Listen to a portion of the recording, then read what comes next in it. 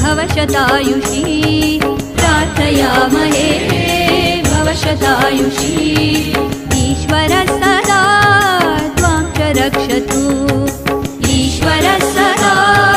त्वां च रक्षतु पुण्यकर्मणा कीर्तिमर्जय पुण्यकर्मणा कीर्तिमर्जय जीवनं तव भवतु सार्थकम् जीवनं तव भवतु सार्थकम् जन्मदिनमिदम् अयि प्रियसखे जन्मदिनमिदम् अयि प्रियसखे शन्तनोतु ते सर्वदा मुदम् शन्तनोतु ते सर्वदा मुदम् सर्वदा मुदम् सर्वदा मुदम्